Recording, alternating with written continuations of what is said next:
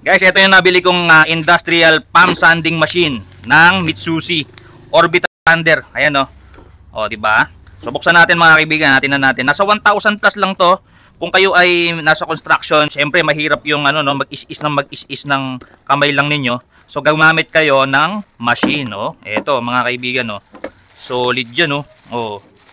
Orbital sander or sanding machine mga kaibigan. PAM. Kumbaga, ididiin mo lang siyang ganyan. Pagkikis-kis-kis-kis na yan mga kaibigan. Tapos, ito yung mga kasama pa dito sa box. Meron na siyang yung sa carbon, then manual. Ayan, susubukan natin mga kaibigan kung gumagana. Saksak natin sa kuryente. Ay, pag ano pala.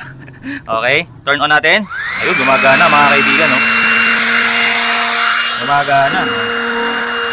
So, ang ginagawa dito, iaangat nyo lang tong ganyan. Ayan, ang papel de liha. Tapos, papakain nyo lang dito sa kabila.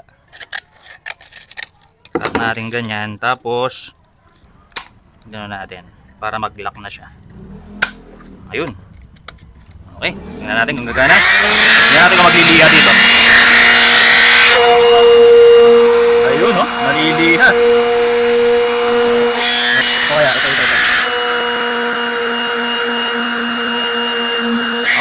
Okay ito mga kaibigan, nasa 1,000 plus lang to. So para hindi kayo mahirapan sa pagliliha, hindi masyadong mag-exert ng effort o kaya lakas sa pagliliha, kailangan nyo ng machine na ganito. Ilalagay ko yung link nito dyan sa yellow basket. I-click nyo na and see you on my next video. Bye bye.